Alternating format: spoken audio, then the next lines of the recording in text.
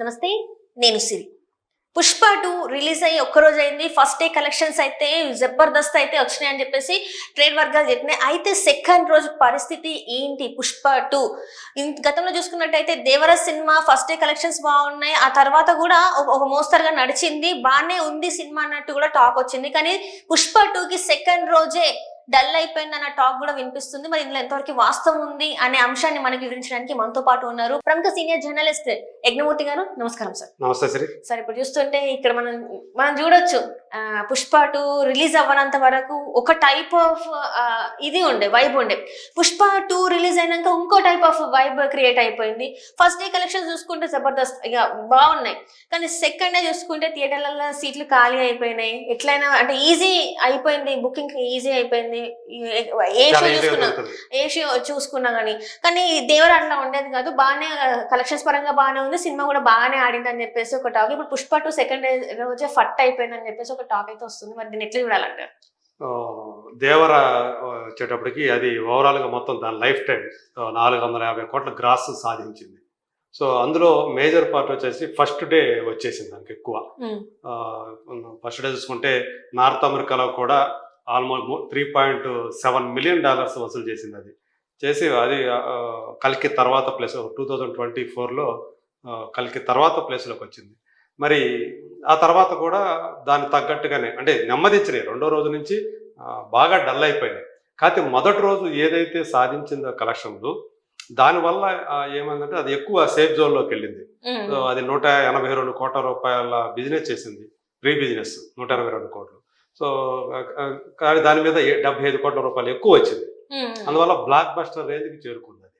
So మనం చూస్తే తెలుగునాట అందులో 75 కోట్లు ఓన్లీ తెలుగు రాష్ట్రాలు, తెలుగు వర్షన్ వాటానే 50 కోట్లు.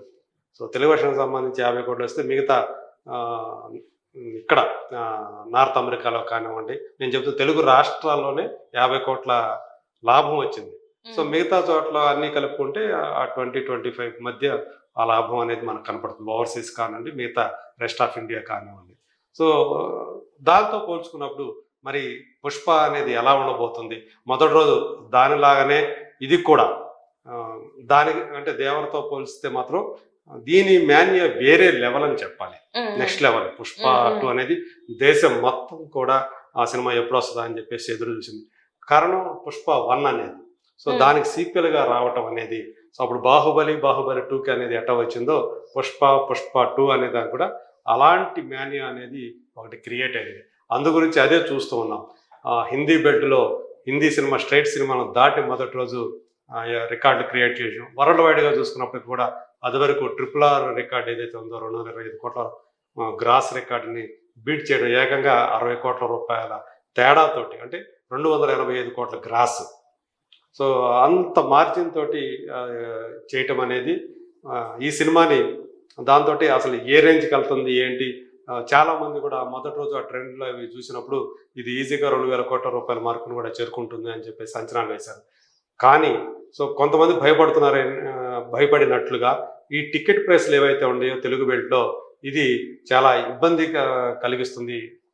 అవి అందుకని మొదటి రోజు ఎవరైతే ఆ సినిమా చూడాలని ఉత్సాహంతో ఉంటారో అభిమానులు వాళ్ళైతే వస్తారు. కానీ రెండో రోజు నుంచి ఈ పెరిగిన టికెట్ ధరలు ఏవైతే ఉన్నాయో ఆ సినిమాకి మైనస్ అయ్యే అవకాశం ఉందని చెప్పేసి చాలామంది భయపడుతూ వచ్చారు.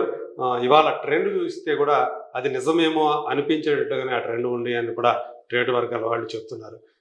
హిందీ బెడ్లో మంచి ఫిగర్స్ వస్తూ ఉంటే ఇక్కడ తెలుగు రాష్ట్రాలకు వచ్చేటప్పటికి తగ్గింది. ఆ మేరకు ఆక్యుపెన్సీ రేటు కూడా చాలా వరకు తగ్గిందనే చెప్పాలి. ప్రధానంగా కోస్టల్లో రీజియన్లో గోదావరి జిల్లాలు ఈ సినిమాకి బాగా తగ్గాయి, దెబ్బ కొట్టాయి అనే మాట వినిపిస్తూ ఉంది. మరి ఈ ట్రెండ్, ఈరోజు ఉన్నటువంటి ట్రెండ్ ఏదైతే ఉందో బాగా నెమ్మదించడం. యూజువల్గా అయితే మామూలుగానే మనకు తెలుసు, మొదటి రోజుతో పోల్చుకుంటే రెండో రోజు 50% డౌన్ అయ్యే పరిస్థితి ఉంది. ఎందుకంటే మొదటి రోజు ఎక్కువ స్క్రీన్స్లో రిలీజ్ అయిపోవటం, రెండో రోజుకి వచ్చేటప్పటికి ఆ స్క్రీన్ల కౌంట్ తగ్గిపోతుంది ఆటోమేటిక్గా. ఇది కూడా అలాగే జరిగింది. మొదటి రోజు 12,000 స్క్రీన్స్లో రిలీజ్ అవటం అనేది వల్లే ఆ ఫిగర్ అనేది వచ్చింది. 285 కోట్ల గ్రాస్ అనేది వచ్చింది. మరి రెండో రోజు ఎంత గ్రాస్ వస్తుంది? సో 50% డౌన్ అయినప్పటికీ కూడా దాంట్లో సగం చూసుకుంటే 285 కోట్లు, కనీసం 140 కోట్లన్నా వస్తుందా, ఈ డౌట్ అయితే వ్యక్తమవుతోంది. చూస్తూ ఉంటే ప్రజెంట్ ట్రెండ్ చూస్తూ ఉంటే ఈ 140 కోట్లు గ్రాస్ ఈరోజు రావటం అనేది చాలా కష్టమనే చెప్పచ్చు. అది 100 కోట్లు అవుతుందా, నేను అనుకోవటం 100-140 కోట్ల మధ్యలో ఉండొచ్చు. 140 కోట్లు దాటితే మాత్రం అది ఈ సినిమాకి తిరిగి ఉండదు. సో కానీ ప్రజెంట్ ట్రెండ్ చూస్తూ ఉంటే అలా అనిపించట్లేదు అని చెప్పి ట్రేడ్ వర్గాల వాళ్ళు చెప్తున్నటువంటి మాట. మరి ఈ పుష్ప మ్యానియా అది అంటే సినిమా కూడా మనం ఎక్కువ చూసినప్పుడు మోస్ట్ ఆఫ్ ది పీపుల్ పాజిటివ్గానే దీనికి స్పందన వచ్చింది వాళ్ళ దగ్గర నుంచి. ప్రధానంగా తెలుగు నాట కంటే కూడా హిందీ బెల్ట్లో ఎక్కువ మంది హిందీ ఆడియన్స్ ఈ సినిమాని బాగా మెచ్చుకుంటూ, అక్కడ టాక్ మాత్రం చాలా టాక్ చాలా పాజిటివ్గా స్ప్రెడ్ అయింది అని చెప్పేసి మనకు అందుతున్నటువంటి సమాచారం. అందు గురించి అక్కడ బాలీవుడ్లో చూసుకుంటే హిందీ బెల్ట్ మొత్తంగా కూడా తెలుగు వర్షన్ కంటే కూడా డబల్, అంటే 2 తెలుగు రాష్ట్రాలతో పోలిస్తే హిందీ బెల్ట్లో రెట్టింపు స్క్రీన్లో అది ప్రదర్శితమవుతూ ఉంది. అందువల్లే మీకు మొదటి మనం చూసినప్పుడు మార్నింగ్ షో మ్యాట్ని చూసినప్పుడే 2 చోట్ల 3 కోట్ల గ్రాస్ తేడా కనిపించింది, మనకి 3 కోట్ల రూపాయల తేడా కనిపించింది. సో మరి చూడాలి మరి ఈరోజు ఉన్న ట్రెండ్ ఏదైతే ఉందో అది రేపటికి బెటర్ అయితే గనక, సో రేపు ఎందుకంటే శనివారం, సో అది మనం ఈ మాట్లాడుకునేది ఈరోజు వస్తే పర్వాలా, రేపు వచ్చేప్పుడు అంటే శనివారం ఆదివారం అనేది చాలా క్రూషియల్ కాబోతూ ఉన్నాయి. ఒకవేళ ఈ రోజు తక్కువైనా, శుక్రవారం రోజు తక్కువైనా, శని ఆదివారం సండే కలెక్ట్ చేస్తే మాత్రం ఓకే, లేకపోతే ఇంకా అంతే అనుకోవచ్చు. అంటే మనం మొన్న మాట్లాడుకున్నది ఏంటంటే 5th డే ఏదైతే అంటే మండే అవుతుందో ఆ రోజు అసలు థియేటర్స్ కి ఎవరు వస్తారని కూడా మనం మాట్లాడుకున్నాం సార్. మరి నిజంగా ఇప్పుడు దీన్ని బట్టి చూస్తే మరి 5th డే వచ్చే అవకాశం ఉందంటారా థియేటర్స్ కి జనాలు? అది సోమవారం అనేది చాలా కృషి. ఎందుకంటే ఈ టికెట్ రేట్ ఉంటే మాత్రం ఖచ్చితంగా ఎఫెక్ట్ అవుతుంది. ఎందుకంటే 10 రోజుల నుంచి 14 రోజుల వరకు కూడా ఈ పెంచిన ధరలు అందరూ ఉంటాయి. సో వాళ్ళు వాలంటరీగా తగ్గించేసుకోవాలి, టికెట్ ధరను తగ్గించేస్తే వచ్చే ప్రేక్షకుల సంఖ్య పెరుగుతుంది. సో ఇప్పుడు 4 వచ్చే చోట ఒక్కరే వస్తుండటం అది లాసే కదా. సో అదే ఒకవేళ కొంచెం తగ్గినాయి అంటే, అది 4 టికెట్లు తగ్గినాయి అంటే ఆ మేరకు ఖచ్చితంగా లాభం ఉంటుంది. సో ఇప్పుడు 2000 వచ్చే చోట అక్కడ 3,500 వచ్చేది నలుగురు వచ్చినప్పుడు, రేట్లు తగ్గినప్పటికీ కూడా.